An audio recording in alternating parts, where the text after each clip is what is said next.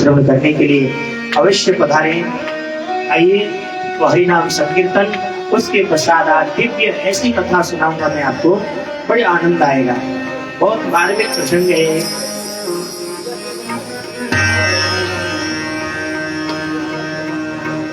जय राधा माधव,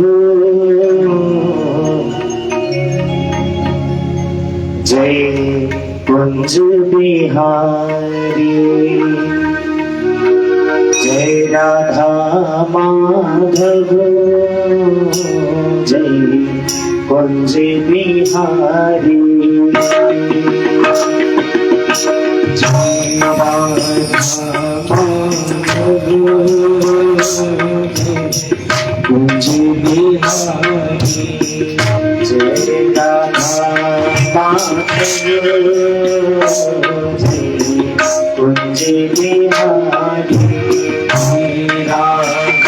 माधव, कुंज बिहारी, जय नटवर मधुसूदन, जय देवर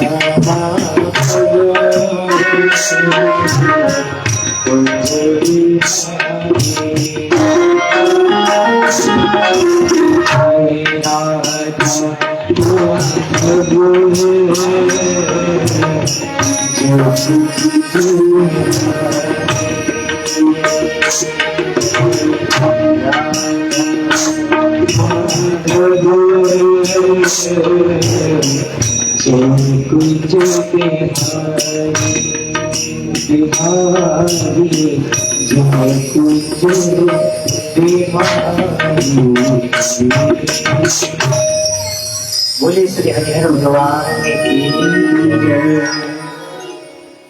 धीरे धीरे जब समापन होने लगे तब आएंगे भक्त, बढ़ जाएंगे नहीं। तो आज की जो दिव्य कथा है जी, और दिव्य कथा क्या है? देखिए, भागवत में संगीत किस लिए रखा जाता है, पहले समझिए। इस संगीत का भी एक नियम है, संगीत क्यों रखा जाता है। हमने श्रीमद् भागवत के पहले दिन का जो कथा है ना, उसके पास में मैं आपको ले जा रहा हूं अभी, पहले दिन की कथा में। और वो कथा में क्या कहते हैं संगीत के विषय में, सुनिएगा। संगीत क्या चीज है उसको समझना। उसमें जब अंतिम में हमारी श्री भक्ति देवी सनत कुमारों के यज्ञ में आई, भक्ति श्रुतौ तौ तरुणो गृहीत्वा प्रेमैकरूपा सहसाभिलाषी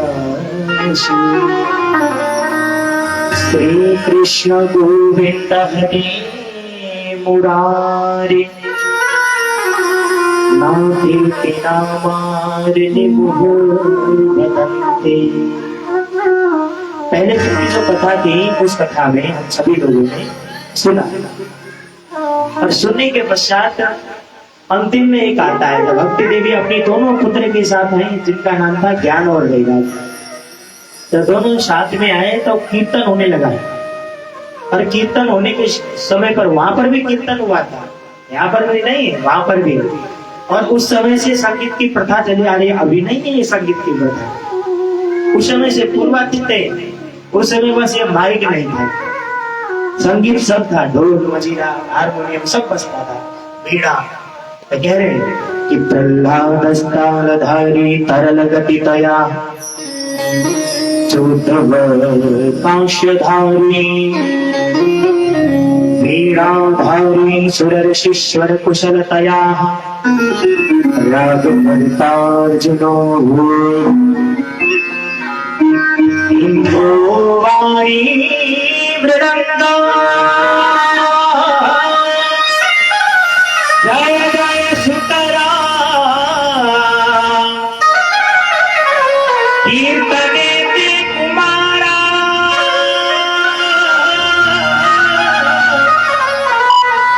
यत्कात्रे भाववक्ता सरसचनया व्यासपुत्रो बभूव। व्यासपुत्रो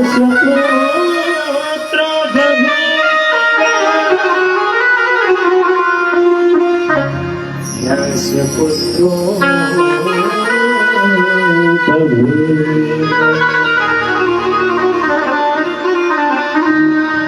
पहले यहाँ आती है प्रहलाद स्थान आधारी। प्रहलाद जी फुर्तीले, कैसे फुर्तीले? प्रहलाद जी छोटे से फुर्तीले थे, भगवान के कीर्तन करते थे, बड़े फुर्तीले हैं। और फुर्तीले होने के कारण उन्हें करताल मतलब मजीरा होता है ना, मजीरा मजीरा बजता है, जानते हैं ना मजीरा, कीर्तनों में बजता है, वो बजा रहे हैं। पर आजकल वो मजीरा हमारे यहाँ निकल जाती है। बजा दीजिए एक बार मजीरा, सुनिएगा मजीरा। आजकल के समय में वो मजीरा यहाँ निकलती है। और उसके बाद आती है चौथो कांशधारी, और झांझ जो कौन बजा रहे हैं? झांझ उद्धव जी झांझ बजा रहे हैं। अब देखिए यहाँ तक 3 संगीत, वहां 2 दूसरा संगीत हो गया है। और उसके बाद आ रहा है वीणाधारी सुर ऋषि। ये देखिए वीणा की धुन, सुर ऋषि देवर्षि नारद वीणा को बजा रहे हैं। स्वर कुशलतया है राग करता अर्जुनो, अर्जुन जो है राग ले रहे, गुणगान कर रहे हैं। और इनके बारी मृदंग, ये देखिए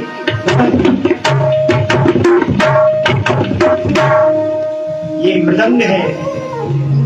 और जय जय सुकराहा, और जितने भी वहां पर व्यास जी थे ना, व्यास जी जो कथा सुना रहे हैं, वो व्यास जी जय जयकार की आवाज लगा रहे हैं। जय जय सुकराहा ते कुमारा। और जो कुमार लोग बैठे थे वो सब कीर्तन कर रहे हैं, भक्त भी जय जयकार लगा रहे हैं। इतना बढ़िया उस समय भी चलता था। और यत्राग्रे भाव वक्ता सरस रचनया व्यास पुत्र भाव, व्यास जी के जो पुत्र हैं सुखदेव जी, वो भाव से गुणगान कर रहे, करताल ताली बुलाकर सुना रहे। ऐसी है कथा, देखिए। तो भागवत में संगीत इसलिए रखी गई है, सीधी सीधी बात अगर आपको समझावे तो कभी कभी मन उड़ जाता है, कितना बोल रहे हैं, मिठास नहीं आ रहा है, कुछ नहीं आ रहा है, समझ में नहीं आ रहा है, नहीं है। और उसी समय जब ये संगीत क्या है, जैसे कोई डॉक्टर ज्यादा दवाई देता है तो हर दवाई के साथ में मीठी दवाई भी डाल देता है, ताकि कड़वी खाने के बाद उसको थोड़ी मीठी लगे। तो संगीत क्या है? माधुर्य रस है। एक भागवत क्या है? औषधि है, जीवन को सुधारने वाली औषधि। और उस औषधि में बीच बीच में मिठास लाने वाली जो संगीत है, इसलिए संगीत का होना एकदम जरूरी है। और जब संगीत के साथ सुनेंगे तो बीच बीच में जब मन चंचल रहेगा तो भजन के साथ उस चंचल मन को एकाग्र चित्त कर लेगा। इसलिए संगीत को बड़ा महत्व दिया गया भागवत, ऐसी है। इसलिए भागवत के प्रथम भाग में ये बता दी गई है कि संगीत क्या है। अगर संगीत की आवश्यकता उस समय नहीं पड़ती तो उस समय ना हो मृदंग ढोलक बजाने की जरूरत नहीं पड़ती, वीणा लगाने की जरूरत नहीं पड़ती। तो आज समय, उस समय में, आज के समय में थोड़ा आधुनिक है, नहीं आधुनिक के अनुसार चल रहा है। बोलिए राधे राधे। और आज हम कथा सुनेंगे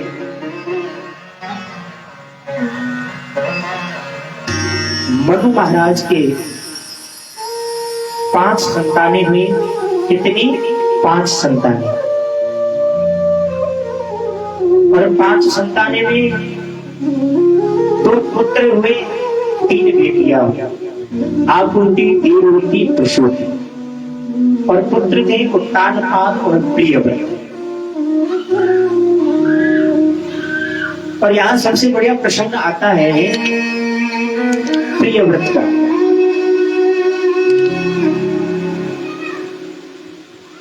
और प्रियव्रत के प्रसंग में बड़ा सुंदर प्रसंग आ जाता है। और उनमें से जो बेटी थी प्रसूति, प्रसूति का विवाह मनु जी ने दक्ष के साथ कर दिया था। इसके साथ? दक्ष के साथ। दक्ष से ब्याही, और दक्ष से 16 बेटियां हुई। कितनी बेटियां? 16।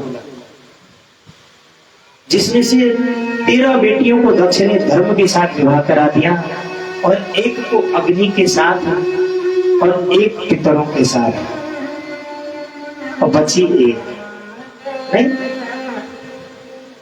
बच्ची एक। 15 का विवाह हो गया, और एक का विवाह किसके साथ हुआ? भोले बाबा के साथ, जिनका नाम था सती। और सती शुरू से, जन्म से थोड़ी चंचल स्वभाव की थी सती। हर चीज में थोड़ा प्रश्न कर देना, किसी की परीक्षा तक्षण ले लेना, ये इनका स्वभाव था शुरू से सती जी का। एक बार जब राजा दक्ष को प्रजापति घोषित कर दिया गया, प्रजापति माने आप अब का समय का प्रधानमंत्री, समझ लीजिए। जब प्रधानमंत्री बनाया गया, अब प्रधानमंत्री का तो स्वागत समारोह होता है कि नहीं होता है? जब प्रधानमंत्री कहेंगे सब जने आते होंगे, आपको बधाई, आप प्रधानमंत्री बन गए, तो स्वागत समारोह होगा। उस स्वागत समारोह में एक से बढ़कर एक बड़े बड़े देवता आए, ब्रह्मा विष्णु महेश सब आए, सब पहुंचे। और इलाहाबाद के प्रयाग संगम तीर्थ पर वो स्वागत समारोह चल रहा था, और वहां पर जब दक्ष का आने का समय हुआ तो कुछ सैनिक लोग बोलने लगे कि प्रजापति श्री दक्ष महाराज का आगमन होने जा रहा है, सभी लोग अपने अपने स्थान पर खड़े हो जाए। आवाज लगाएंगे, सारे लोग उठ गए, पर 3 लोग नहीं उठे। कौन? ब्रह्मा जी, विष्णु जी और शिव जी। राजा दक्ष को लगा, चलो ब्रह्मा जी मेरे पिता हैं, नहीं उठे कोई बात नहीं। विष्णु जी मेरे देवता हैं, मेरे ध्येय हैं, जिनको मैं ध्यान करता हूँ, पूजता हूँ, भगवान। शिव तो मेरे दमाद है ना, उनको तो कल्टी में अपने ससुर के सम्मान के लिए उठ जाना चाहिए था ना, क्यों नहीं उठे वो? उनके हृदय में वो बात अटक गई। और दक्ष बड़ी बड़ी आंखें निकाल कर इधर उधर ताकता हुआ जा रहा है, और बड़ा अहंकार मंद चूर्ण होते हुए बैठ गया कुर्सी में जाकर। स्वागत समारोह शुरू हुआ, सबने अपना अपना परिचय दिया। अब परिचय देने के बाद जब प्रजापति की बोलने की बारी आई, बस उसको एक ही बात समझ आई। कुछ लोग ऐसे हैं इस सभा में जिनको बैठना भी नहीं आता, बस शिव जी की ओर देखे जा रहा है। होता है ना, कभी कभी कोई आदमी किसी को गाली देता है, सभा में बैठकर गुस्सा आ गया तो उसकी तरफ इशारा कर करके तुझे मैं देख रहा हूँ, और डायरेक्ट तो कह नहीं सकता, लेकिन इशारा उसी की तरफ रहता है सारा। ऐसे ही भोले बाबा की तरफ करके, मरकट लोचन, शमशान घाट में रहने वाले, भूतों को संग ले चलने वाले ऐसे व्यक्ति क्या जाने बड़े बड़े लोगों के शहर में इस प्रकार से रहा जाता है। स्वागत समारोह में उठा भी जाता है, सम्मान के लिए उठा जाता है, ये भी नहीं पता ऐसे ऐसे लोग आ गए यहाँ पर, न किसी का घर का ठिकाना, न किसी का रहने का ठिकाना। इस प्रकार जो है भोले बाबा की तरफ बड़ा बड़बड़ाने लगा। जब बोलने लगा तो कहते कि धैर्यता की सीमा भी होती है, और कहते हैं तुलसीदास जी लिखते कि हरि हर निंदा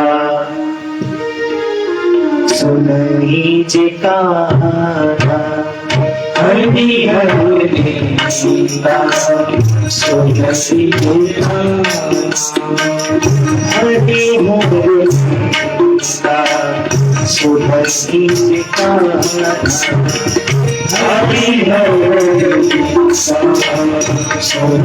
जिकारा, हरि हर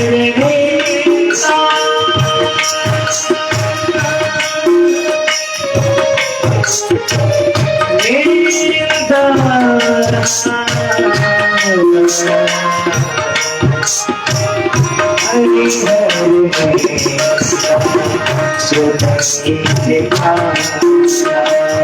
हरि हर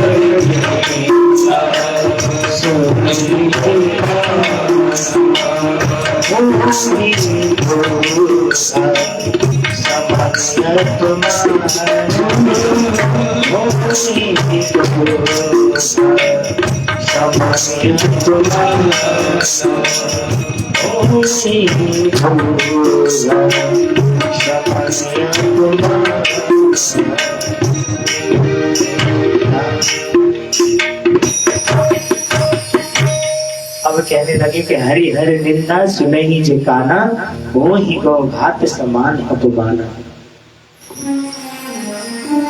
अब जो अपने स्वामी की निंदा बैठकर सुनेगा और हरि की निंदा बैठकर सुनेगा, उसको कैसा पाप लगेगा? एक गौ हत्या मारने के बराबर पाप लगेगा।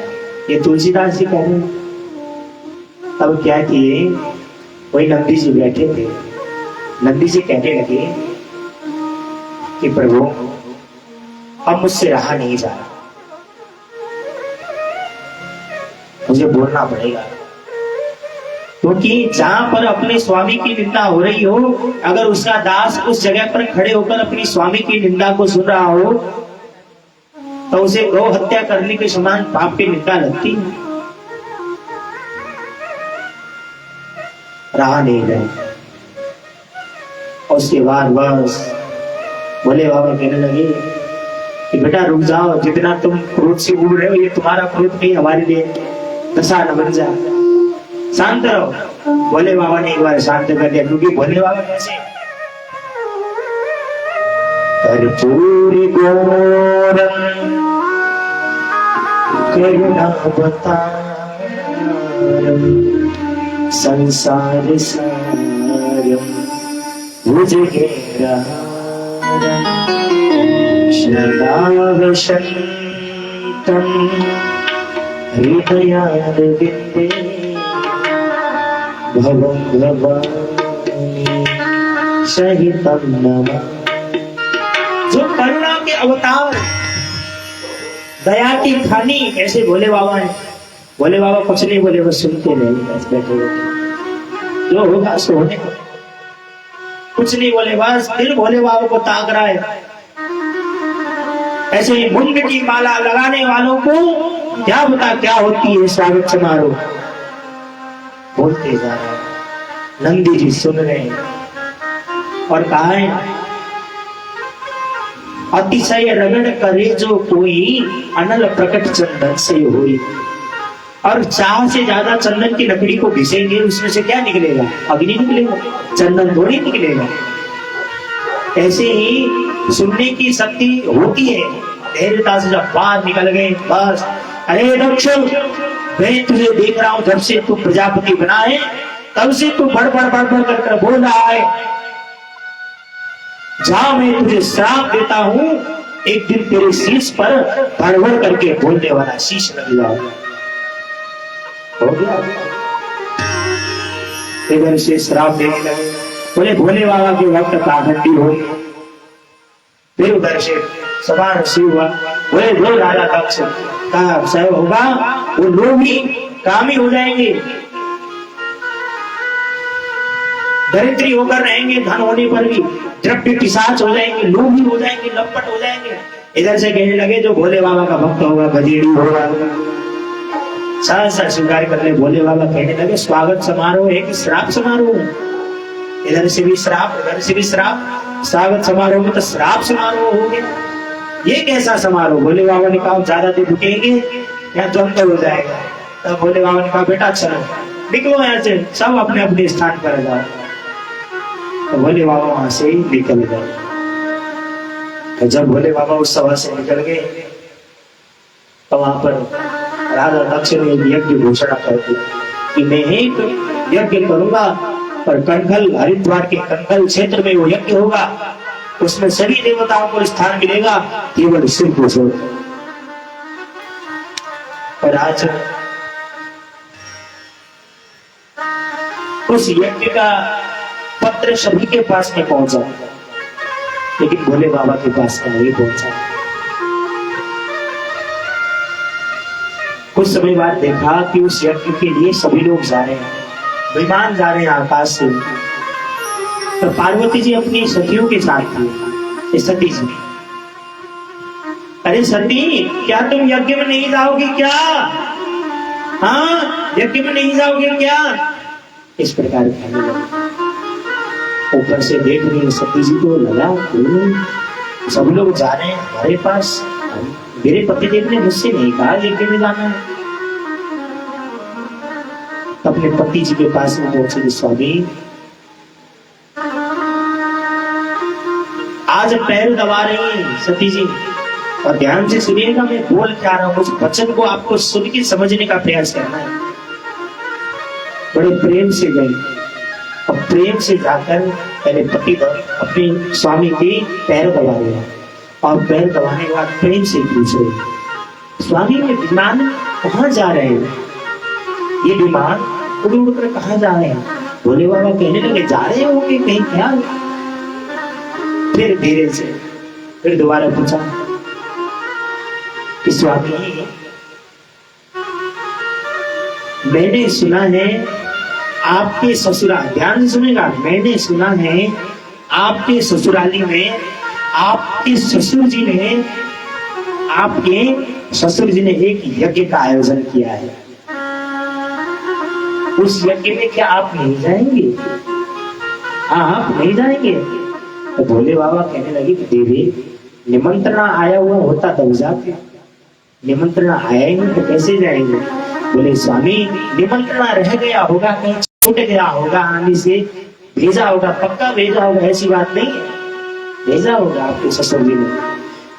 नारियों को जब मायके जाना रहता है तब मेरा मायका, मेरे पिताजी का मायका, लेकिन आज वो शब्द नहीं है। आज केवल क्या, आपके ससुर जी, आपके ससुराली में आपके ससुर जी ने वो यज्ञ लगाया, वहां मेरा शब्द आया ही नहीं, मेरा मायका, मेरी माँ, मेरे पिताजी नहीं, केवल आपका।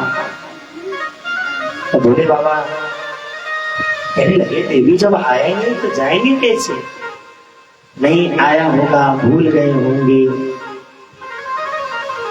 और उसके बाद भोले बाबा ने कहा, नहीं आया तो कैसे जाए? बोले आया होगा। जब ज्यादा बड़ी बात आ गई तब अंतिम में वही मेरी वाली, मेरा मायका क्या मैं नहीं जा सकती बिना निमंत्रणा के भी? बोले आपका मायका है, क्यों नहीं जा सकती? जा सकती हो, क्योंकि भोले बाबा ने जो वहां घटना हुई थी वो सती को नहीं बताया था कि ऐसी ऐसी घटना हो गई, आपके पिताजी ने मेरा अपमान कर दिया, उस सभा में मुझे ऐसा अपमानित कर दिया, नहीं बोला था। उनको घटना के विषय कुछ मालूम ही नहीं था। अब कहने लगे कि मेरा मायका क्या मैं नहीं जाऊंगी, मेरे पिताजी की यज्ञ में मैं नहीं जा सकती। बोले मायके जरूर जा सकती हूँ, यज्ञ में नहीं जा सकती। क्यों? कि वो समय अवस्था अलग थी, ये समय अवस्था थोड़ी अलग है। सती मान जाओ ना, मैं तो जाऊंगी स्वामी, बहुत समझाऊं, नहीं मानी। और कहने लगे भोले बाबा कि बिन बुलाए जो जाए हुई मरण के तुल्य अपमान, और शंभो बोले ना जा गौरी तू है बड़ी नादान। बिन बुलाए जो जाए हुए मरण के तुल्य अपमान, और शंभो बोले ना जा गौरी तू है बड़ी नादान। तुम बड़ी नादान हो, किसी के बिना बुलाए यज्ञ पर नहीं जाना चाहिए, लेकिन वो भी अपने घर का, वो भी पर्सनली जिसने यज्ञ घोषणा कर दी हो तब। सबको निमंत्रण दिया और तुमको नहीं दिया। उस यज्ञ में जाना तुमको शुभयामान नहीं देता, मत जाओ, मना किया, नहीं मानी। शंभो बोले ना जा गौरी तू है बड़ी नादान, तुम बड़ी नादान हो, नहीं मानी। जिद करते करते चली गई, और जिद का हस्त क्या हुआ? भोले बाबा ने नंदी जी को आदेश दिया, जाओ सुरक्षा पूर्वक पहुंचा दो, पहुंचा दिया। जब पहुंची यज्ञ में तो वहां तो पहले से चर्चा थी, सभी को निमंत्रण दिया है। गांव की जो सब होती है ना नारियां, वो कहने लगी सती नहीं आएंगी। क्यों? कि सती को निमंत्रण नहीं दिया है। रामचरितमानस में आती है कथा, बड़ी सुंदर है रामचरितमानस की कथा, सुनेंगे तो बड़ा मनमोहक कथा है इसमें। तो गांव की नारियां बात ही कर रही थी कि उसी समय पर वो भी पहुंच गए। तो हृदय में लगता है ना, जब सुन रहे थे सती को निमंत्रणा नहीं भेजा था तब भी सती आ गई, तो कैसा हृदय में लग जाती है बात। जब अंदर गई तो केवल प्रेम से, सादर प्रेम बोल ही माता, केवल प्रेम से माता बोली है, वो और कोई नहीं बोला मुझे।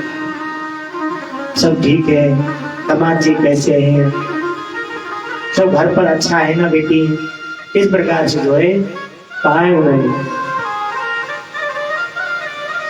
और उधर से जब माता से मिलकर जब अपने पिता के पास में पहुंची हैं, तब पिता के पास में पहुंचकर उन्होंने जैसे ही पिताजी को प्रणाम किया, अरे बेटी, अरे पुत्री तुम आ गई, तुम्हारे साथ वो मरकट लोचन तो नहीं आया, वो संसार घाट में रहने वाला तो नहीं आया, उसको मैंने निमंत्रण इसलिए नहीं भेजा, वो इस यज्ञ में रहने लायक ही नहीं था। जब सती ने सुना कि इतना बड़ा घोर अपमान मेरे पति का हो गया और मुझे मालूम तक नहीं, और मेरे पति का इतना बड़ा अपमान, सती से रहा नहीं गया। अरे दक्ष,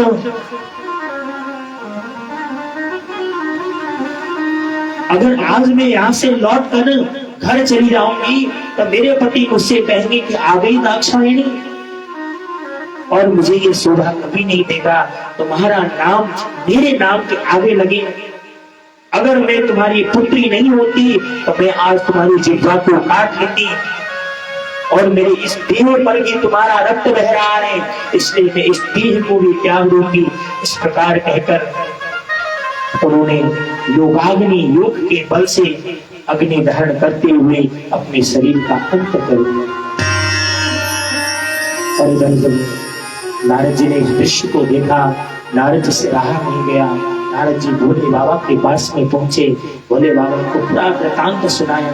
भोले बाबा ने बस अपने शीश से जटा निकाली, पत्थर पर पटका, उसमें से एक दिव्य भोले बाबा का पार्षद निकला, जिसका नाम था वीरभद्र।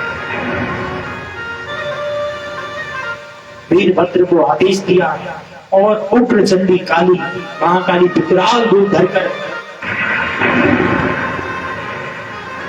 भयंकर रूप धारण करके उस यज्ञ को विध्वंस करने के लिए आ गए। पूरा काला सन्नाटा छा है और उधर पूरी पृथ्वी बड़बड़ाहट करने लगी। जिस यज्ञ पर बैठे हुए थे वो यज्ञ में पूरी बड़बड़ाहट की आवाज आने लगी, जैसे पूरा भूमंडल कांप रहा हो।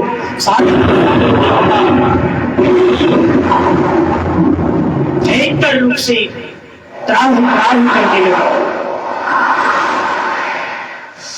सब कहने लगे कि ये आवाज कहां से आ रही है, ये आवाज कहां से आ रही है। इस आवाज को सुनकर सारे के सारे डर गए और वीरभद्र जी, नंदी जी पहुंचे हैं उस यज्ञ में। और सबसे पहले जाकर यज्ञ में क्या किया है, यज्ञ का जो कलश था, मूल कलश, प्रधान कलश को उखाड़ कर फेंक दिया। चारों कलश उखाड़ कर फेंक दिए, हवन कुंड को बुझा दिया। और राजा दक्ष इधर उधर भाग रहा था, अरे चित्कार कर रहा था, पुकार कर रहा था। सो राजा दक्ष को पकड़ा और उसके शीश को काट कर हवन कुंड में छोड़ दिया।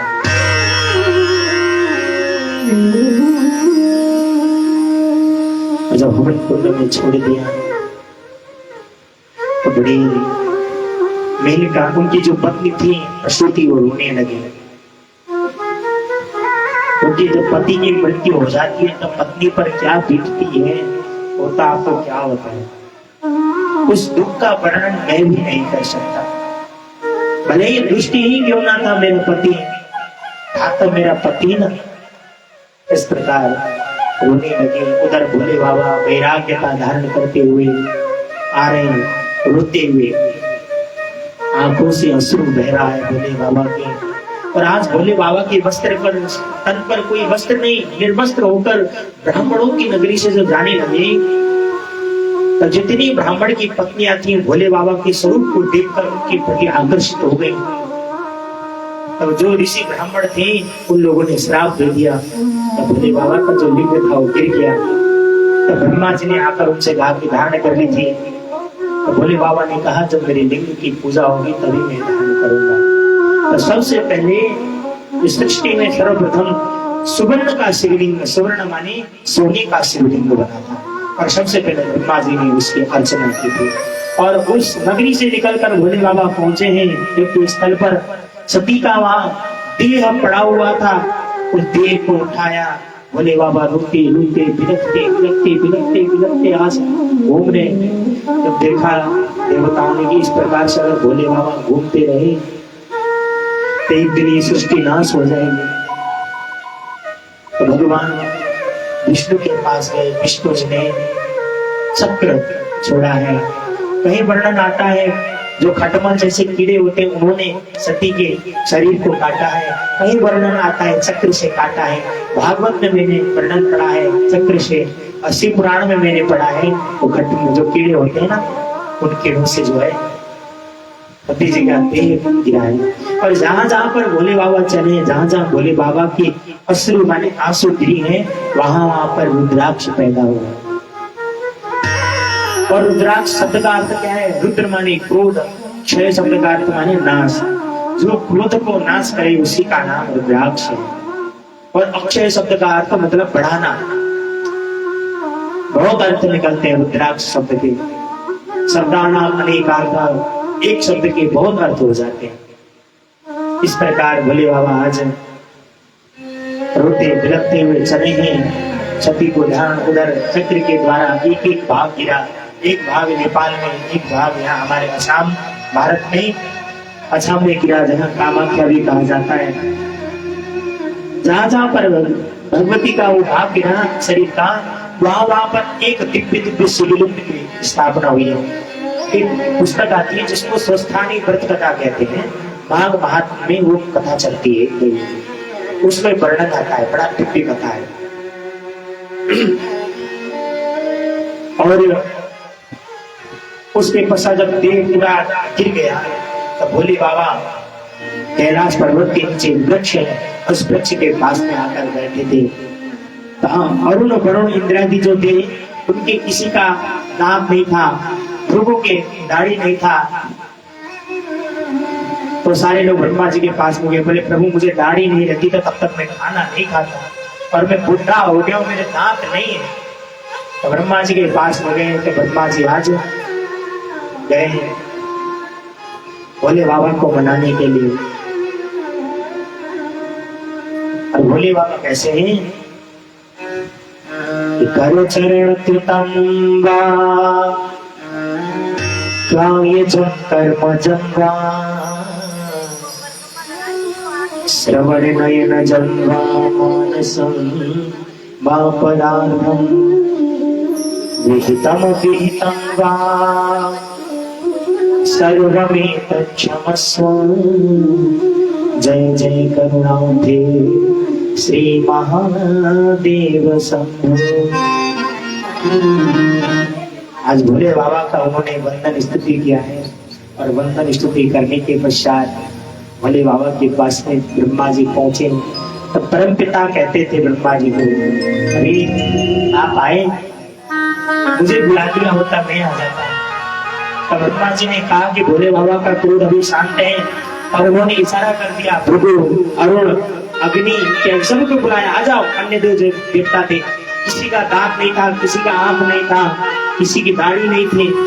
तो सब लोग भोले बाबा के पास में गए। भोले बाबा से कहने लगे प्रभु मेरी दाढ़ी नहीं रहती तो मुझे खाने में आनंद नहीं आता, मैं जब भी बात करता हूँ दाढ़ी पे हाथ फेरता हूँ, इसलिए मुझे दाढ़ी दे दीजिए। तो भोले बाबा ने उनको दाढ़ी दे दी। एक गया, बोले मेरे आंख नहीं है प्रभु, दोनों आंख होते अच्छे लगते हैं। भोले बाबा ने कहा एक आंख से दिख रहा है ना सब कुछ? बोले हाँ दिखता है, और इसी से काम चला। एक गया, एक साधु गए, बोले लगे प्रभु मेरे दांत नहीं है, दांत निकाल दिए। बोले अब से क्या करो, वो किसान को घोल कर पिया करो, उससे चल जाएगा। इस प्रकार भोले बाबा ने सभी का उद्धार किया। और उसके पश्चात ब्रह्मा जी ने कहा कि प्रभु जो यज्ञ शुरू हुआ है उस यज्ञ को पूर्ण कर देना चाहिए। इसलिए जहां कहीं भी यज्ञ हो, यज्ञ में अगर भगवान शिव को भाग न दिया जाए तो वो यज्ञ विध्वंसक हो जाता है। क्यों? शिव संकल्प मस्तु संकल्प सिद्धिरस्तु। जो संकल्प किया जाता है, भले ही वो भागवत का यज्ञ हो, भले वो शिव पुराण का हो, चाहे कोई सा भी यज्ञ हो, जब तक वो संकल्प शिव को अर्पण नहीं करेंगे, शिव संकल्पमस्तु, तब तक वो यज्ञ सफल होने वाला नहीं। इसलिए भगवान रुद्र को भाग अवश्य देना चाहिए। और इस प्रकार भोले बाबा को जब कहा, तो भोले बाबा आज उस यज्ञ को सफल करने के लिए, सफल बनाने के लिए जा रहे हैं। तो भोले बाबा पहुंचे यज्ञ में और अपनी सासू मां से कह रहे हैं, देखिए माता जी जो होना था तो हो गया। बड़ी रोने लगी। तब अंतिम में भोले बाबा ने वीरभद्र को आदेश दिया कि जाओ, जाकर उत्तर दिशा की तरफ जो भी तुम्हें पहला जीव, मानव कोई भी मिल जाए, पशु मिल जाए, उसका शीश ले आओ। तो गए उत्तर की तरफ। एक बकरा था, और बकरा खा भी रहा था, बोल भी रहा था। खाना भी उसका काम और बोलना भी। देखा वीरभद्र सिंह ने उसी बकरी की शीश को काटकर भगवान शिव के पास में पहुंचा दिया। भगवान शिव ने क्या किया, तो शीश लेकर राजा दक्ष के धड़ पर जोड़ दिया, धड़ पर। और सबसे पहले उस बकरी ने क्या बोली, बम बम। क्या बोली थी, बम बम। वहीं से आरंभ हुआ है ना, कि दक्ष प्रजापति जब हुंकारा। आता है छोटा सा वो कड़ी गाएंगे कि बम भोले बम भोले बम बम बम, बम भोले बम भोले बम बम बम बम, बम भोले बम भोले बम बम बम, भोले बम भोले बम बम भोले बम भोले बम बम भोले बम भोले बम बम भोले बम भोले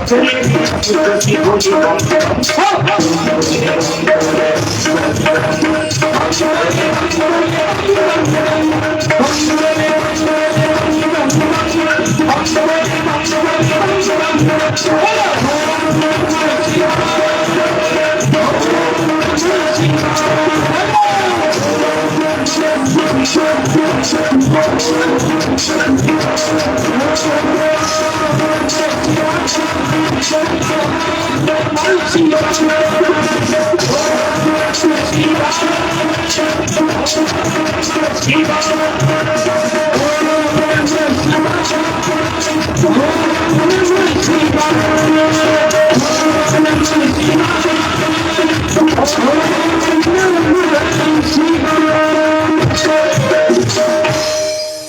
और इस प्रकार जो है दक्ष प्रजापति के ओम नमः शिवाय, ओम बम भोले बम मंत्र का उच्चारण सबसे पहले दक्ष प्रजापति ने किया और यज्ञ का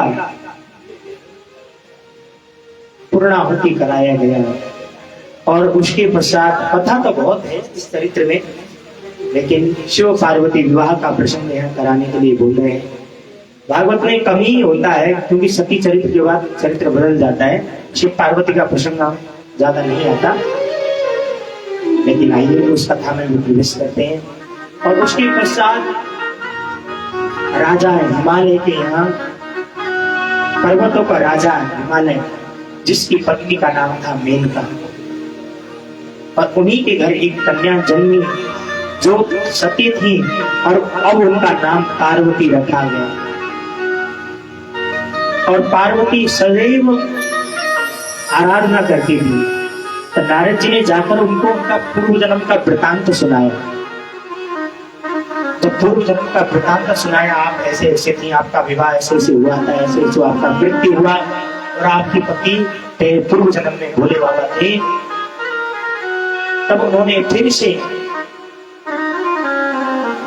नारद जी के कहने पर तपस्या किया, क्योंकि भोले बाबा शादी करना नहीं चाहते थे। एक बार जो हो गया सो हो गया, ये माया जंजाल में हम नहीं रहना चाहते, इस प्रकार कहते थे भोले बाबा। तब आज पार्वती निरंतर तपस्या कर रही है पंचाक्षर मंत्र में। और पंचाक्षर मंत्र कौन है? ओम नमः शिवाय। ओम नमः शिवाय मंत्र का वो जाप कर रहे हैं। धीरे धीरे धीरे धीरे धीरे धीरे धीरे धीरे करते करते जब पूरा हुआ व्रत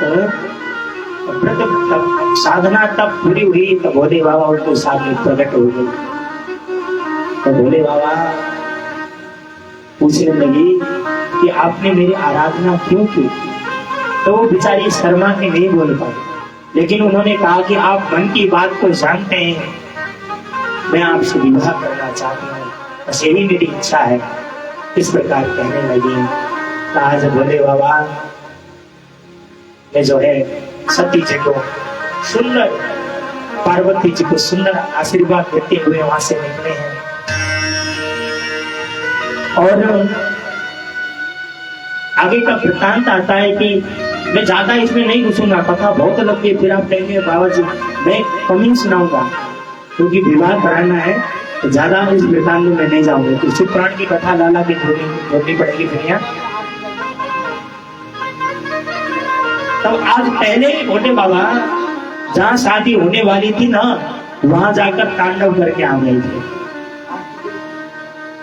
पूरा नाच नोच के पूरा नृतावसाने नटराज राजो ननाद भक्ता नव पंचमानम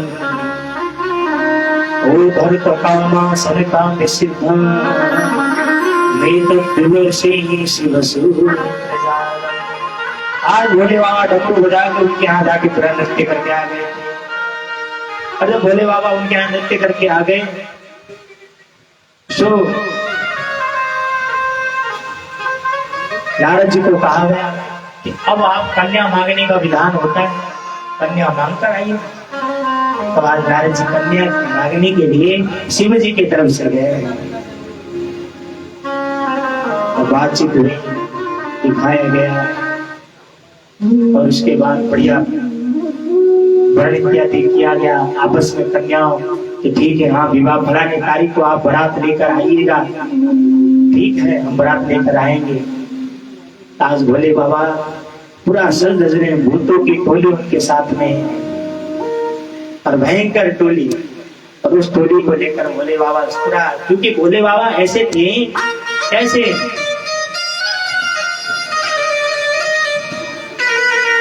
तो भोले बाबा अनंत ऐसे थे कि जो भूत प्रेत है ना, एक दिन क्या हुआ कि जो भूत प्रेत थे वो सारे लोग भोले बाबा के पास में पहुंचे।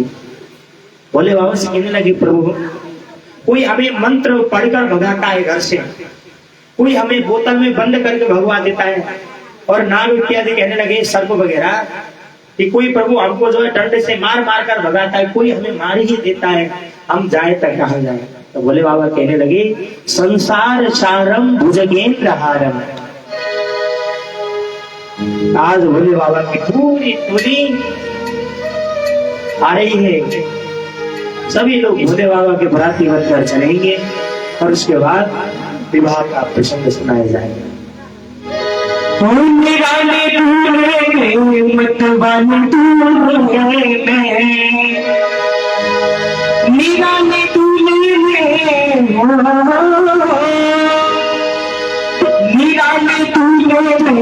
मत वाली तू में सजी रही भोले बाबा मेरा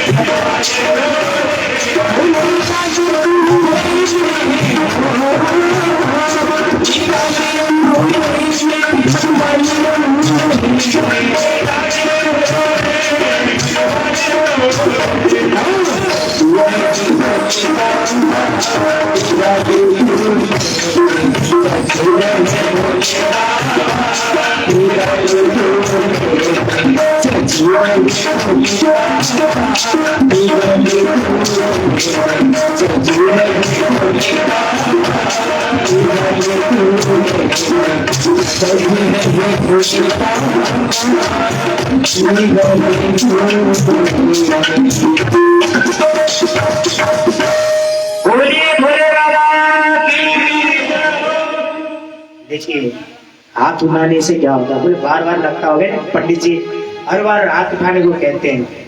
हाथ उठाने का भी एक रहस्य है। मैंने आज दिन की कथा में आपको बताया था ना कि 3 चीज हमेशा करनी चाहिए। क्या? श्रवणम, स्मरणम, कीर्तनम। मतलब श्रवण करना और उन लीलाओं का स्मरण करना और कीर्तन में हमेशा ताली बजाना, ये भगवान की लीला है। और हाथ ऐसे ऊंचे करने का तात्पर्य क्या है? कभी भी हम देखेंगे ना, तेज हमारे हस्तों द्वारा होती है।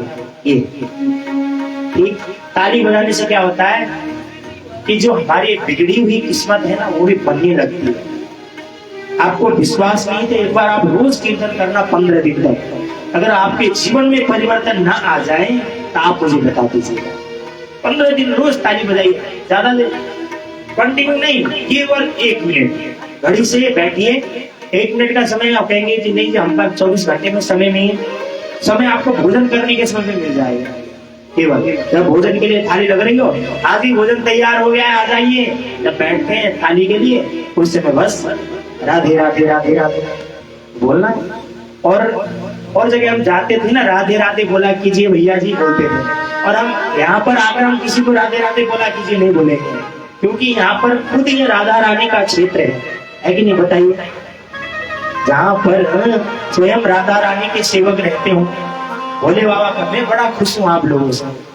मैंने ऐसी बस्ती नहीं देखी जहाँ पर सबसे अधिक भोले बाबा की पूजा होता। आप लोग कितने भोले बाबा के पास है, बड़ा मुझे खुश हुआ। मैं उस दिन हमने कलश यात्रा की, मंदिर तक खूब बन रहे हैं, लेकिन जितने भी मंदिर थे सब भोले बाबा के थे। बड़ा अच्छा लगा हमको, भोले बाबा को प्रणाम था, क्योंकि कलयुग के देवता ही भोले हैं। भोले जैसा कोई दानी, कोई ज्ञानी, कोई भक्ति भाव कोई नहीं हो सकता। देखिए, भस्मासुर को भी आशीर्वाद दे दिया। भोले बाबा जानते थे ये विद्या मेरे ऊपर प्रयोग करेगा, लेकिन तब भी भोले बाबा ने आशीर्वाद दे ही दिया।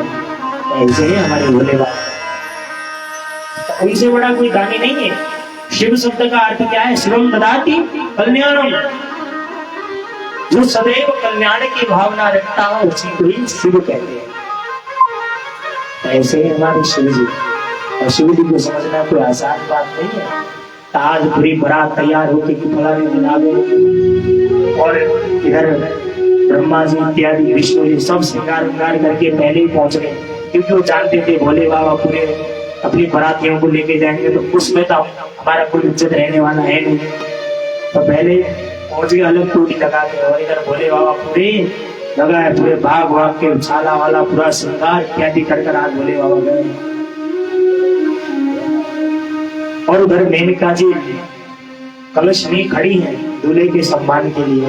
और सबसे ज्यादा खुश कौन होता है शादी के समय? सबसे ज्यादा खुश कौन होता है? सबसे ज्यादा खुश होती है दुल्हन की माँ, कि आज मेरी बेटी की शादी होने वाली है, मेरे दामाद जी कितने सुंदर होंगे। वो इस प्रकार से परीक्षण करती है और बड़ी खुश होती है। अब जैसे पहले सबसे पहले आए कौन? विष्णु जी। विष्णु जी को देखा, यही मेरे दामाद जी, आहा कितना सुंदर चेहरा, वाह कितना मनमोहक चेहरा। नारद जी कहने लगे ये बाराती ये बराती है। फिर दूसरे आए, इंद्रादी आए, बोले नहीं, बोले नहीं ये भी बराती है। बोले सब बराती में, दूल्हा कहाँ रह गया? बोले दूल्हा आ रहे हैं, दूल्हा आ रहे हैं पीछे से। तब उसके पश्चात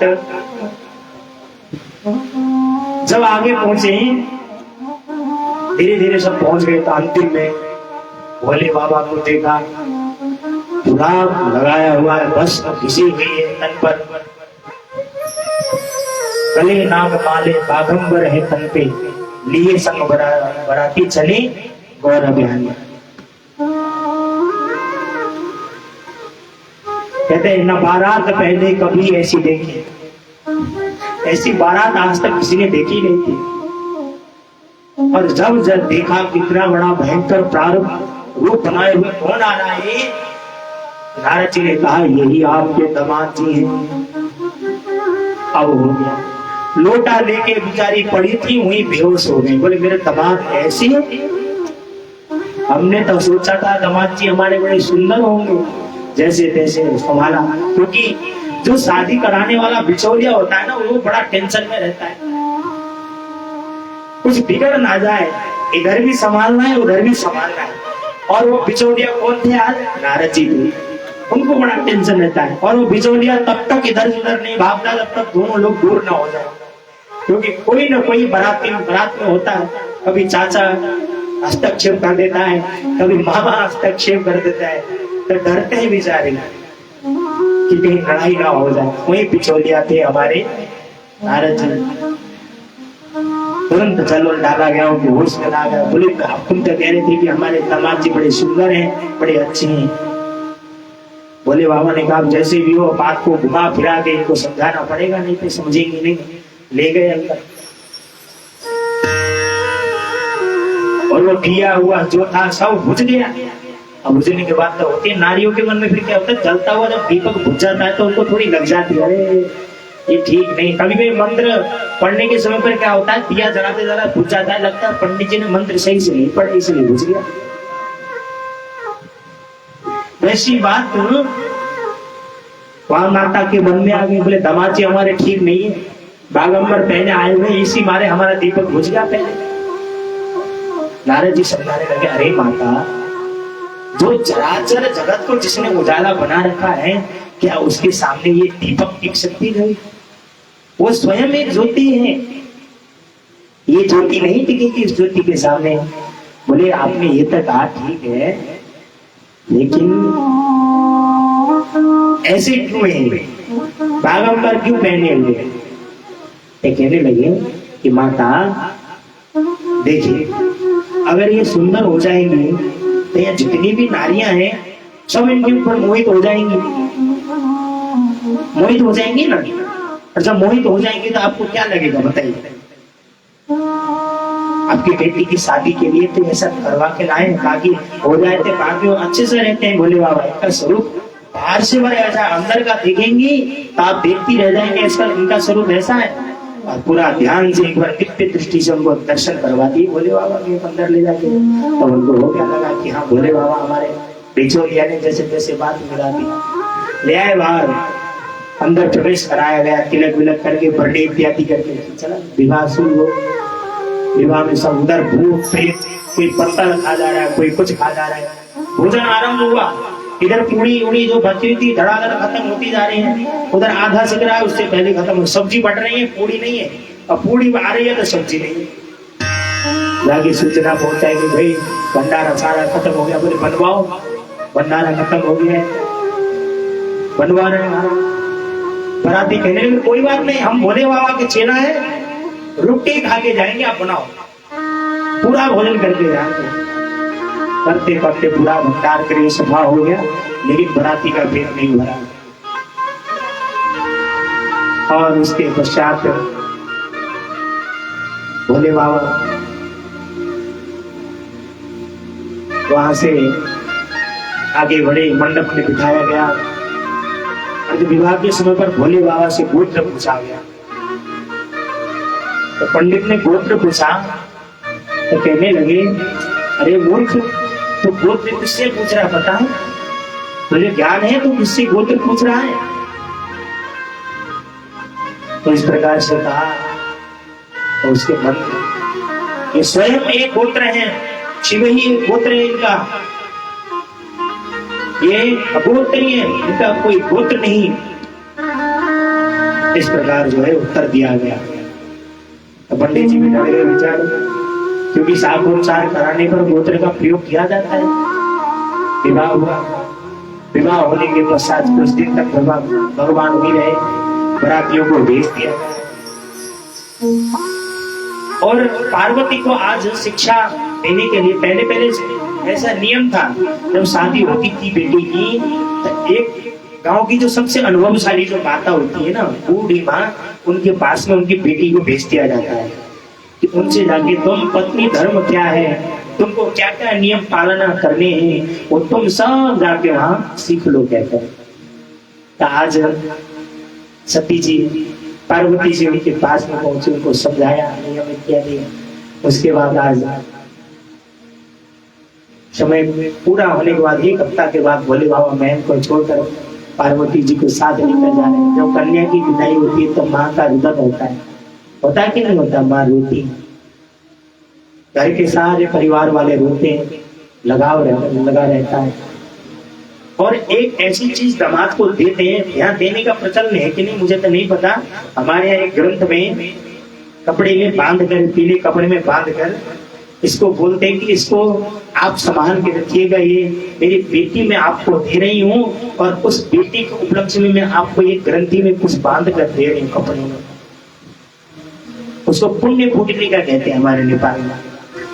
दामाद को देती है माँ, वो भी उनके ससुर जी को मालूम नहीं चलता, दुख पाकर देती है कि आपके लिए है, आपने जो मेरी बेटी को स्वीकारा है इसको आप रख लीजिएगा।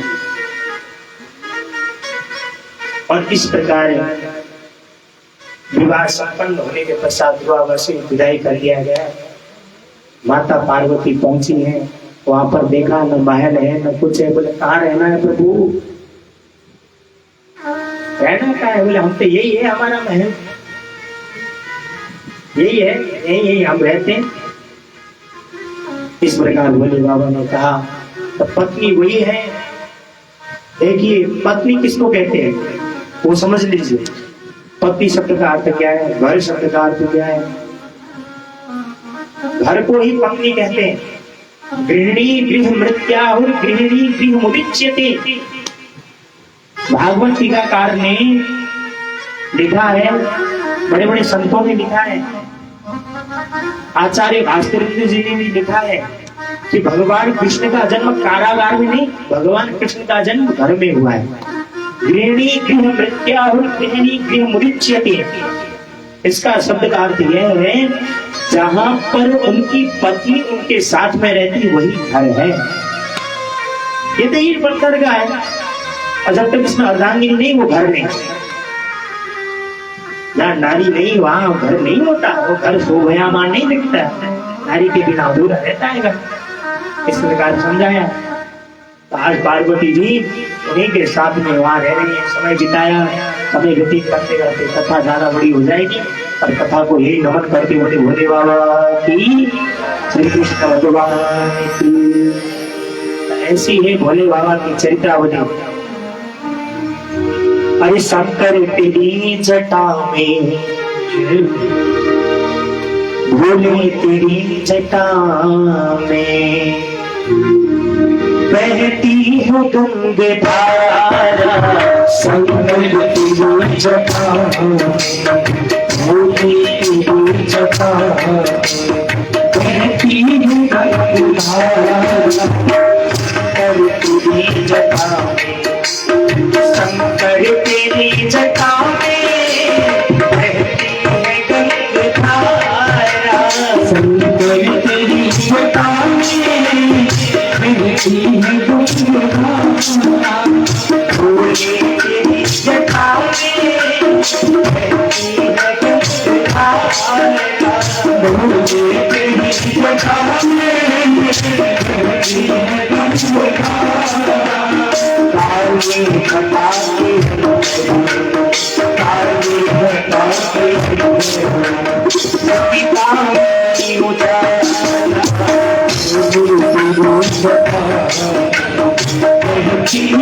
Thank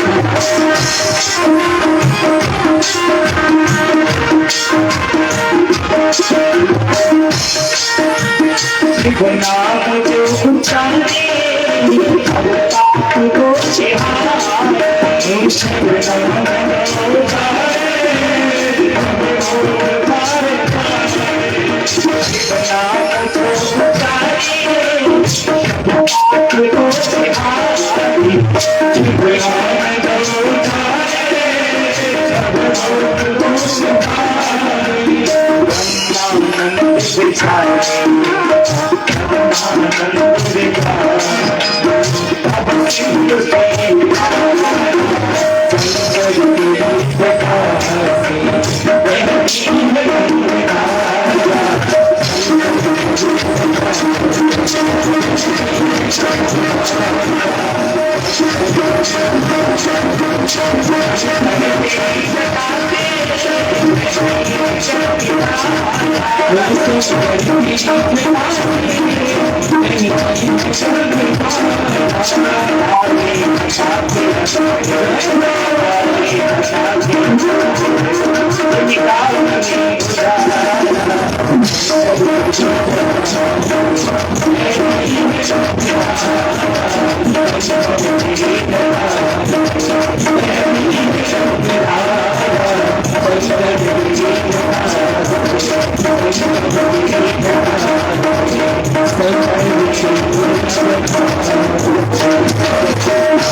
बोलिए भोले बाबा की जय।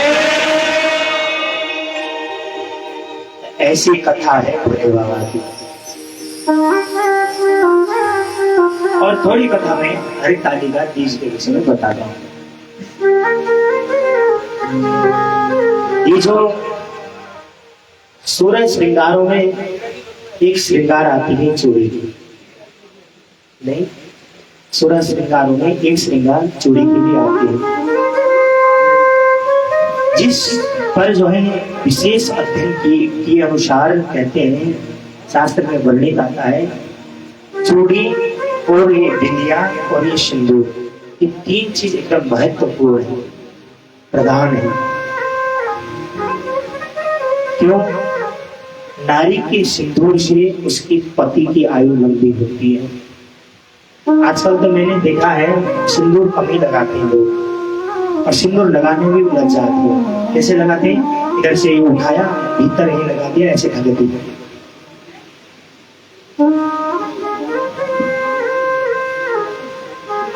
मंगलसूत्र का तो कोई अस्तित्व ही नहीं रहा। और ऐसी नारियां, बुरा मत मानिएगा, कहना पड़ता है, ऐसी नारियों को मंगलसूत्र जो ना पहने और सिंदूर लगावे, वो भी दुक्का दुक्का के, तो उसको व्रत करने का कोई फल नहीं मिलता। क्यों? देखिए, ये जो तिलक, ये जो कंठी आज हम लगा रहे हैं, किस लिए लगा रहे हैं? पता है क्यों लगाते कंठी? सिंदूर क्यों लगाते? पता है तिलक क्यों लगाते? तिलक के अर्थ तो बहुत है, लेकिन लगाते क्यों वो जान लीजिए आप। जैसे एक नारी का विवाह होता है, विवाह होने के समय पर वो मंगलसूत्र पहनती है कि नहीं? पहनती है ना? सिंदूर लगाती है कि नहीं? लगाती है ना? ऐसे ही हम भगवान के दास हो गए हैं। किसके? भगवान के। और भगवान के दास होने इसका प्रमाण कहाँ है? और इसका प्रमाण हमने कंठी लगाई है मंगलसूत्र उनके नाम की। उनके नाम की सिंदूर हमारे मस्तिष्क पर है, ये प्रमाण करता है। जैसे जिस प्रकार एक नारी का सिंदूर ये विवाहित है कहकर प्रमाण करता है, उसी प्रकार हम भगवान के दास हैं, ये तिलक और ये कंठी प्रमाण करता है कि नहीं? इसीलिए सिंदूर लगाने में कोई आपत्ति नहीं होनी चाहिए, आराम से पूरा लगाइए और पूरा श्रृंगार करके रहिए हमेशा आनंद से। और हरितालिका तीज में, इस तीज में सबसे बड़ा महत्व बताया गया है पुरुष की आयु। स्त्री जो हमारी माताएं हैं, जो व्रत करती हैं, संपूर्ण जो होता है ना, कभी कभी काम अपूर्ण हो जाते हैं, पूर्ण नहीं होता, उस सभी कामों को पूर्ण, इच्छा को पूर्ण करने के लिए भगवती किसका? अवंतिका देवी, देवी मतलब पार्वती, उनका व्रत किया जाता है इस दिन। और पार्वती मैया से क्या कहते हैं? ये मैया, मैं कुछ नहीं जानती, जो भी है आप ही हैं, और मैं आपसे ही आशीष लेने आई हूँ। मुझे बचाना, मेरे घर को तोड़ना, मेरे घर को बनाना और मुझ में पतिव्रता की शक्ति प्रदान करना सब आप ही के हाथ में है। इसलिए मैं इस व्रत को, इस तपस्या को कर रही हूँ। तो विशेष रूप से भगवती उन सब के ऊपर आज की कृपा करती है। और आज सभी लोगों ने इसका वृत्तांत सुना, माता पार्वती का। ये बड़ी सौभाग्य की बात है। ऐसी कथा बार बार सुनने को नहीं मिलती, वो भी आज हरितालिका तीज के उपलक्ष्य में। देखिए कीर्तन करने का विधान आता है इस सब में, और उसके पश्चात का एक प्रसंग आता है बहुत बढ़िया, और वो प्रसंग है हमारे ध्रुव जी का। ध्रुव चरित्र आज दिन में सुना, लेकिन उस समय कुछ संक्षिप्त सार समझाऊंगा। इधर महाराज मनु की दो पुत्र, जिनका नाम, एक का नाम था प्रियव्रत, एक का नाम था उत्तानपाद,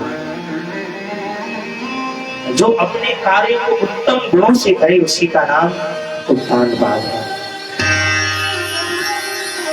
तो यह वर्णन उत्तानपाद का बाद में आता है, प्रियव्रत का पहले आता है। तो उत्तानपाद के दो पत्नियां थी, एक का नाम था सुनीति, एक का नाम था सुरुचि। क्या नाम था? सुनीति और सुरुचि। सुरुचि शब्द का अर्थ होता है जो अपनी रुचि अनुसार करे,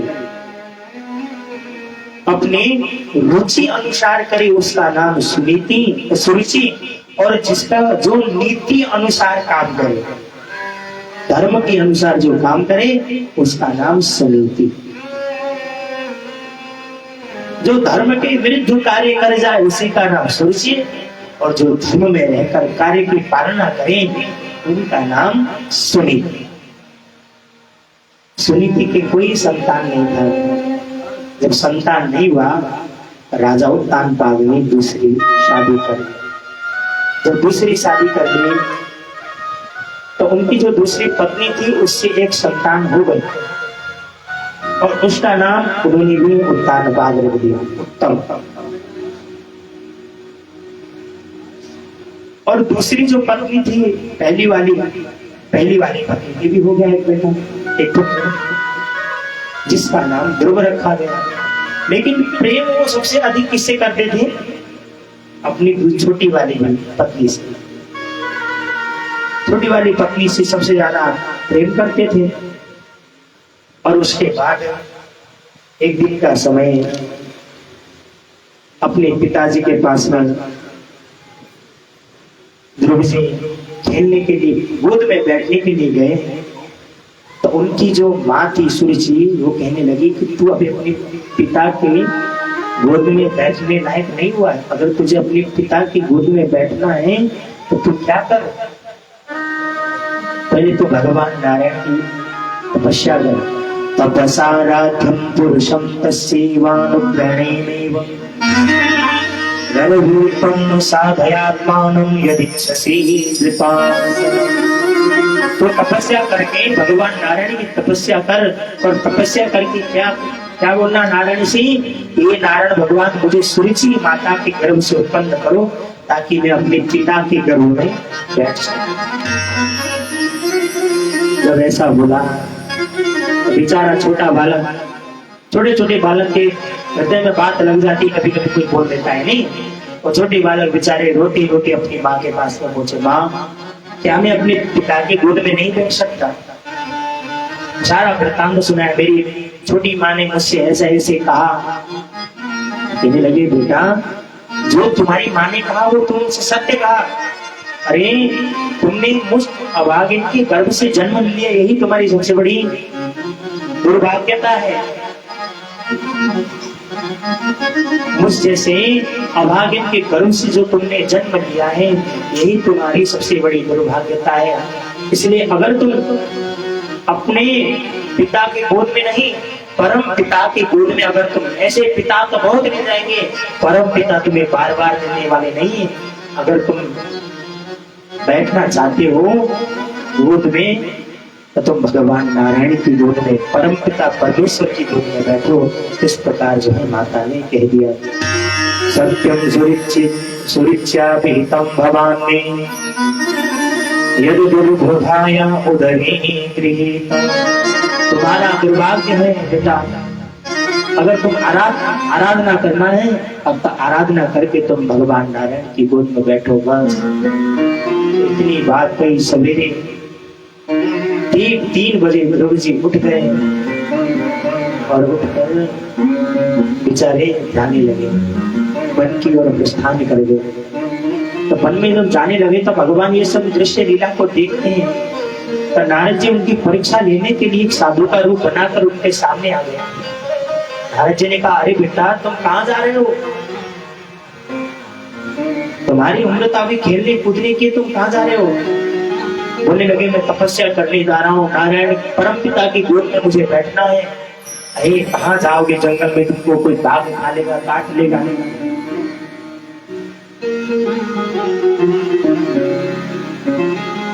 तो इस प्रकार से बोलने लगे नारद जी। तब ध्रुव जी कहने लगे कि मैंने सुना है संतों का कार्य तो ये होता है, अगर कोई भगवान को चाहता हो तो भगवान के पाने का मार्ग वो बताते, भगवान को प्राप्त करने का मार्ग बताते। आप कैसे संत हो कि मुझे भगवान को पाने से दूर कर रहे हो? नारद जी तुरंत अपने भेष में आ गए और उसके बाद कहने लगे कि मैं तुम्हारी परीक्षा ले रहा था बेटा, तुम परीक्षा में पास हो गए। आज नारद जी ने ध्रुव को मंत्र दिया, वो मंत्र है द्वादशाक्षर मंत्र, जिसको हम कहते हैं ओम नमो भगवते वासुदेवाय। आइए कुछ मिनट आप और हम भी गुनगुनाएं इस मंत्र को। सभी लोग ताली बजा के गाएंगे आनंद से। ओम नमो भगवते वासुदेवाय, ओम नमो भगवते वासुदेवाय, ओम नमो भगवते वासुदेवाय,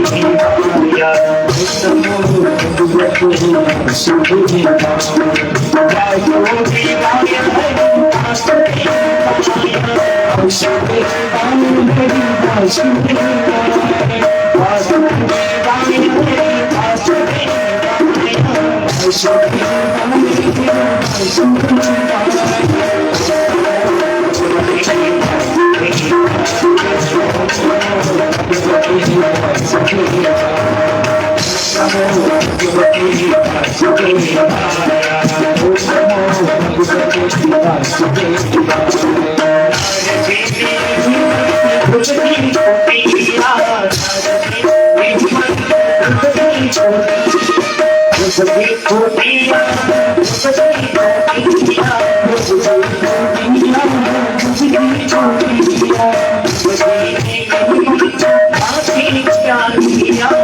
नमो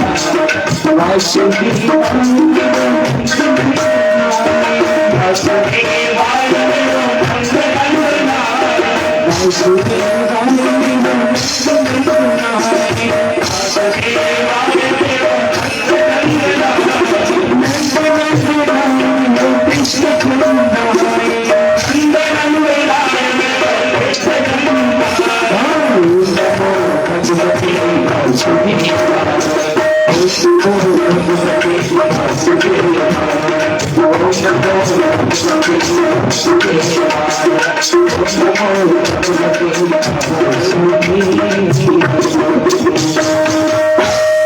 ध्रुव जी ने इस मंत्र का जाप किया और जाप करते करते ध्रुव जी इस मंत्र को लेकर वृंदावन की पावन भूमि वृंदावन में चले गए। और उसी बीच में जाकर पहले महीने में ध्रुव जी ने दिन में 3-3 बार खाकर तपस्या, जो है 3 दिन में 1 बेर खाते थे, 3 दिन के लिए इस प्रकार तपस्या की। और दूसरे महीने में 6-6 दिन में 1 पत्ते खाकर रहते थे। और ऐसे तीसरा महीना में जो है 9 दिन में जल पीकर, चौथे महीने में 12-12 दिन वायु पाठ कर, और 5वें महीने में ऐसा प्राणायाम चढ़ाया कि उन्होंने जो है सारी के सारी देवताओं की श्वास रोक दी। और श्वास की तेज से जितने भी देवता थे सब के सब त्राहिमाम करने लगे, अरे ये किसका तेज है जिसका तेज हम सहन नहीं कर सकते। सब भगवान नारायण के पास में पहुंचे और भगवान नारायण के पास में जाकर वंदन स्तुति करने लगे, हे प्रभु ये क्या है जिसको हम सहन नहीं कर सकते। तो भगवान ने बताया, एक मेरा भक्त है जो मुझे पाने का प्रयास कर रहा है। तब आज भगवान ध्रुव जी के पास में आए हैं। देवताओं के बार बार कहने पर नैवं विदामो भगवन् प्राणरोधम् चराचरस्याखिलता सत्त्वधाम्नः विधेहि तन्नो वृजनाति मोक्षम् प्राप्तं वयत्वं शरणं शरण्यम्। हे प्रभु जाइए, हे चराचर जगत के अखिल लोक नायक, जाइए हमारी रक्षा कीजिए। तो आज भगवान ध्रुव जी के सामने आए, और जब ध्रुव जी के सामने आए तब ध्रुव जी कुछ बोल नहीं पा रहे थे। तो सबसे पहले भगवान ने क्या किया है, ध्रुव जी की कपोल माने कंठ में शंख को ले जाकर लगा दिया, स्पर्श करा दिया। तो आज ध्रुव जी स्तुति कर रहे हैं कि यों तत्प्रविश्यमुवाचमिमां प्रसुप्तां संजीवयत् पुनः स्वधाम्ना अन्यास्तहस्तचरणश्रवणत्वदादि प्राणान्नमो भगवते पुरुषाय तुभ्यम्। हे प्रभु, आपने मेरी जो वाणी खुल नहीं रही थी, जो मैं बोल नहीं पा रहा था, उस वाणी को जगा दिया। इसलिए कभी कभी कोई बच्चे की वाणी नहीं खुलती है तो शंख में जल भरकर पिला दीजिए तो वाणी खुलने लगेगी।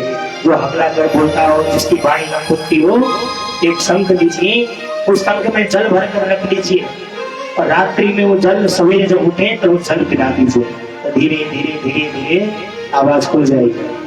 एक ही साथ नहीं, धीरे धीरे खुलेगी। आज भगवान से जो इस प्रकार कहने लगे, भगवान ने ध्रुव को आशीर्वाद दिया।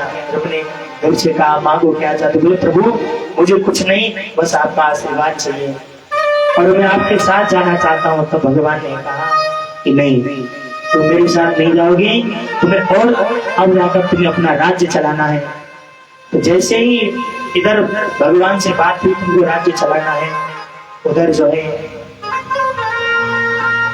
राजा उत्तानपाद मनु महाराज आकर समझा रहे हैं, तुम कैसे पिता हो, एक पत्नी के मुंह में आकर एक पुत्र को त्याग दिया, तुम ममता में लिपट गए, तुम काम के पासी आसक्त हो गए। जब इस प्रकार से समझाया तो जब ध्रुव जी के लिए जब निकल ही रहे थे तो ध्रुव जी भगवान की कृपा से वहां पर पहुंच गए। ध्रुव जी ने सबसे पहले जाकर किसको प्रणाम किया है पता है? अपनी माता को। किसको? सौतेली माँ को। ये माँ, अगर आपने वो पत्र को वचन नहीं बोले होते आज मैं भगवान को प्राप्त नहीं किया हुआ था। आपके कटुक वचन के कारण ही मैं भगवान के पास में पहुंचा। वो वचन कटुक नहीं, वो आपने मुझे मार्ग दिखाया है। इसलिए कभी कभी कोई बेकार वचन भी बोलता है ना, तो उसको थोड़ा विचार कर लेना चाहिए। कभी कभी कोई कहता है भगवान का भजन कर लो ना, बड़ा मुझे भगवान के भजन के विषय में समझा रहा है। अरे एक बार कर तो देखो, एक बार उनको ध्यान कर तो देखो, समझ कर तो देखो। इस प्रकार आज ध्रुव जी ने भगवान के भजन को किया है और सबसे पहले माँ को प्रणाम किया है और उसके पश्चात कहते हैं माँ से यस्य प्रसन्नो भगवान गुणैः प्रकृत्यादि विहारी तस्मै नमन्ति भूतानि निम्नमापो इव स्वयं। आप ही के कारण मैं भगवान को पा सका। अगर आप नहीं होती तो मैं भगवान को कभी नहीं पाया, नहीं हुआ। तो इसीलिए कभी कभी कोई गलत बात भी बोल देता है तो उसको विचार करना चाहिए। जब तक उसको विचार नहीं करेंगे तब तक कुछ होने वाला नहीं। आगे जो है एक दिन के बाद उनके जो बड़े भाई थे जिनका नाम उत्तम था, उनको कुछ यक्षों ने मार दिया। तो यक्षों का श्रृंगार करने के लिए चले गए। जब यक्ष को अत्यधिक मारने लगे तब आकर जो है उनको समझाया है और समझाकर कहा, पुष्यप ऋषि ने कि तुम जैसा संत को ये शोभा नहीं देता, तुम इतने धर्मात्मा पुरुष और एक निरपराध व्यक्ति को मार रहे हो, ये कभी भी तुम्हें शोभा नहीं देता। नायम मार्गो साधुना ऋषिकेशा निवृत्तिना, मनु जी कहते हैं ये साधु का मार्ग है। हाँ, ये शोभा देता है तुमको, नहीं मानना है बेटा, गलत है, नहीं मानना चाहिए किसी को। इस प्रकार समझाया तब ध्रुव जी ने युद्ध विराम कर दिया और 36,000 वर्ष जब ध्रुव जी ने पूरे कर लिए, एक दिव्य विमान ध्रुव जी को लेने के लिए आया और उसी समय मृत्यु भी उनके सामने आया था। और आज भगवान विष्णु के लोक से देवता उनको लेने के लिए आए हैं और ध्रुव जी कहते हैं कि मुझे ले जाने से पहले मेरी माँ को आप लेके चलिए। अब आज आगे वाले विमान पर की माँ है और पीछे दूसरे विमान पर ध्रुव जी मृत्यु के सिर पर पैर रखकर उस विमान पर चढ़े आरूढ़ हैं और ध्रुव जी की माँ आगे आगे जा रही है, ध्रुव जी उनके पीछे पीछे जा रहे हैं कि ध्रुव सखलानी जब हरि नाम ध्रुव सखलानी जब हरि नाम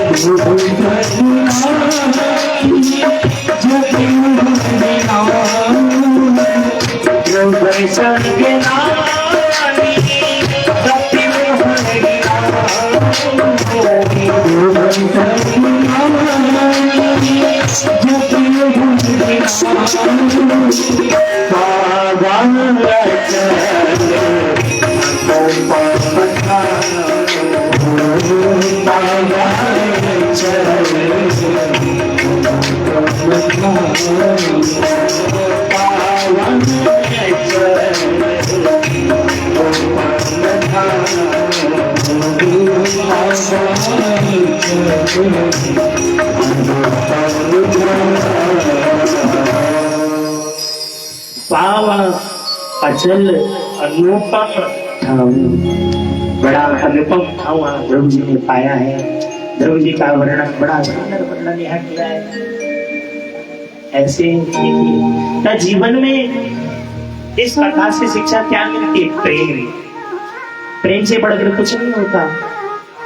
देखिए ऐसे एक समय की बात थी, माघ का मेला लगा हुआ था, बड़ा सुंदर मेला, और श्रावणी का सावन का मेला, और उस समय रक्षाबंधन भी पड़ती है बीच में। सभी लोग अपने अपने भाइयों को राखी बांध रहे थे, लेकिन एक परिवार बेचारा अत्यंत निर्धन था। उनके पास कोई धन नहीं था और कोई बहन भी नहीं थी, घर में खाने को भी ऐसे ही था। जब सबके हाथों में राखी बांध रहे थे तो उसके हाथ में राखी बांधने वाला कोई नहीं। तभी तरह छोटा 10 वर्ष का बालक जिनका नाम था अनिरुद्ध, वो अपनी माँ से बोलते, माँ मेरे राखी बांधने वाला कोई नहीं। बोले बेटा तुम्हारे बहन नहीं है?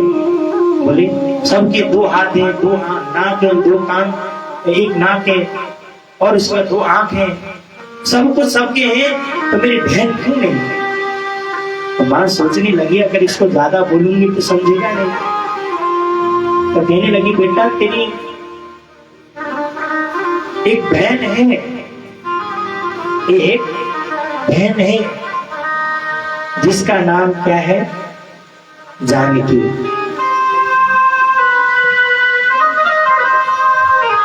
और वो कहाँ रहती है माँ? बोले वो अयोध्या में रहती है। अयोध्या में रहती है वो? बोले माँ मेरी वहां रहती है मेरी बहन। बोले हाँ ठीक है, मैं कल अपनी बहन से मिलने के लिए जाऊंगा। तब बेचारे रात भर नहीं सोए, सवेरे 3 बजे अब उनकी माँ की 2 धोती थी साड़ी, एक साड़ी को धो के सुखा दिया था, एक साड़ी माँ ने पहनी हुई थी। हरबंश सवेरे उठे, धोई हुई माँ की साड़ी उठाई और पूरा मिला करके बगल में दबा कर कहने लगी, अरे ले चले अपनी नागरिया अवधि बिहारी सांवरिया, ले चले अपनी नागरिया अवधि बिहारी सांवरिया। कहने लगे, हे प्रभु मुझे केवल अपनी नगरिया ले चलिए। और जब जैसे जैसे सोचा और पीछे जाकर थक गए थे और एक बीच रास्ते में सो गए। अब जब सो गए तो उनकी सवेरे आँख खुली, ऐसे अयोध्या में पहुंचे। और अयोध्या में पहुंचने के बाद और कहने लगे, ये जानकी जी कहाँ रहती है, ये राम जी का दरबार कहाँ है? सारे लोग कहने लगे, बोले राम जी तो भगवान है, राम जी का घर कहाँ हो गया? सारे लोग जब ऐसे सोचने लगे, राम जी भगवान है, राम जी कहाँ है? इधर राम जी का मंदिर है उनका आगे। अनिरुद्ध से जाकर बैठ गए एक पेड़ के नीचे। माँ कह रही थी वो बहुत बड़े घर में है, उनको समय नहीं मिलता मिलने के लिए, इसलिए आज लगता है मैं अपनी बहन से मिल नहीं पाऊंगा। रात्रि का समय, ठीक सवेरे रात्रि में एक बड़ा हाथी और जिसको चलाने वाले स्वयं हनुमान जी और ऊपर बैठे हैं राम जानकी। और जब उनके पास में जब वो हाथी बैठा, उनको लगा कि मुझे कोई मारने के लिए आया, मुझे मरवा देंगे आज। जो हाथी नीचे बैठा, राम जानकी उतरे नीचे और उतर कर उनके पास में पहुंचे। अरे भैया, अनिरुद्ध आप? तो वो भी बड़े आए तो कहने लगे, मेरी माँ कहती थी कि आप बड़ी घर की, इसलिए आप मुझसे प्रेम नहीं करोगे। अरे मैं आपसे प्रेम करती इसलिए तो मैं आई हूँ। नहीं, अगर आप मुझसे प्रेम करती तो एक बहन जब अपने भाई को देख लेती है तो आंसू गिरा गिरा कर रोकर उसको अपमान कर लेती है। आपके अंदर वो भावना नहीं आई।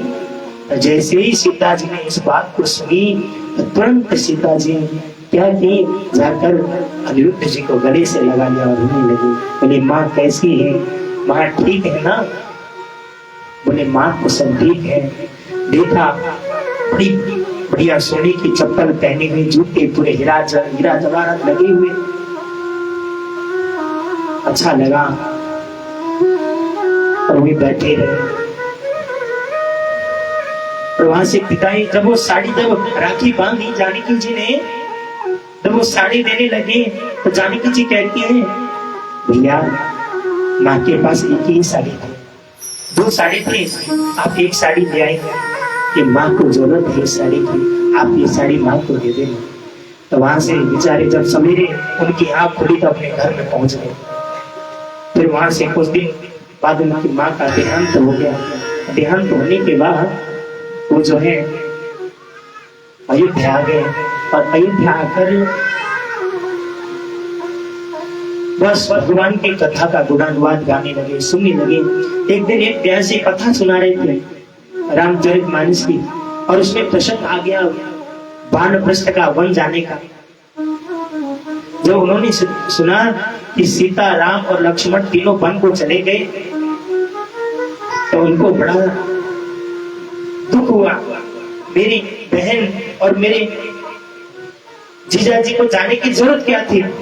घर में किसका झगड़ा नहीं होता, सबका झगड़ा हो जाता है। छोटी सी बात पर घर को छोड़कर जाने की क्या आवश्यकता थी? पंडित जी के पास में पहुंचे और पंडित जी से कहने लगे, महाराज कहाँ तक पहुंचे हैं अभी? तो पंडित जी ने कहा कथा अनुसार बता दूं। तो पंडित जी ने कथा अनुसार बताया, चित्रकूट पहुंचे। कहाँ पहुंचे? चित्रकूट। बस गए और जाकर अनिरुद्ध जी सबसे कहने लगे, अरे भैया मुझे कुछ पैसे दे दो, मुझे अपनी बहन के लिए चप्पल, पलंग, बिस्तर इत्यादि बनवाने हैं। सारे लोगों ने सोचा ऐसे संकट बहुत कम मिलते हैं। तो सारे लोगों ने उनको दे दी। उन्होंने 3 सेट गद्दा, 3 सेट रजाई, 3 सेट चप्पल और 3 सेट ऐसे बेड बनवाए, लगवा कर लेकर गए। चित्रकूट पहुंचे और चित्रकूट वन जंगल में पहुंचकर पुकारने लगे, अरे कहाँ हो, कहाँ चले गए, जिसके घर में लड़ाई नहीं होती क्यों आप छोड़ के चले गए। इस प्रकार बोला और बोलने के पश्चात जब भगवान नहीं आए तो माता जानकी कहने लगी, आप इनको अपना दिव्य रूप दिखाई दे।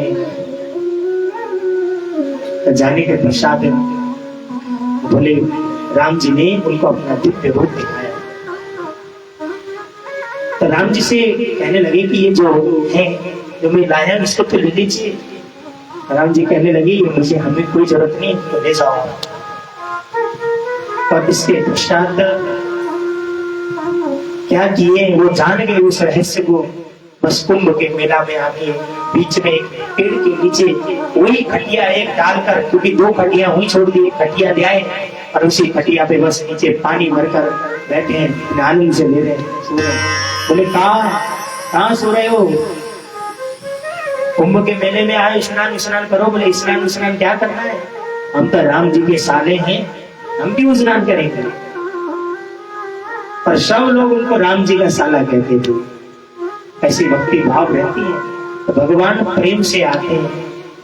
प्रेम था उनके हृदय में, तब आके भगवान ने दर्शन दिया है। अब बिना प्रेम के भगवान नहीं आते। बोले राधे राधे, बोले वृंदावन बिहारी लाल की जय। और टाइम भी हो गया है, नहीं 10 बज गया, नहीं सुना है सबको, कल फिर दिन में कथा होगी। तो कल रात में बढ़िया से जमकर आइएगा और भीड़ लगे ताकि और आनंद से सुने, और जल्दी जल्दी थोड़ा आइएगा। आइए, एक नाचने वाला भजन, नाचना भी चाहिए। आप लोग नृत्य करते नहीं, नाचेंगे कि नहीं नाचेंगे, नाचेंगे तभी बजेगा, नहीं तो वैसे ही मना कर रहे हैं। बोले श्री कृष्ण भगवान की जय। खड़े हो जाइए सारे लोग, हो जाइए, आनंद से झूमना चाहिए। भगवान के भजन में क्या है, डीजे में जाके घाघरे में जाके नाचते हैं। ये दिन हमारे पंडित जी भी तैयार हो गए नाचने के लिए, छोटे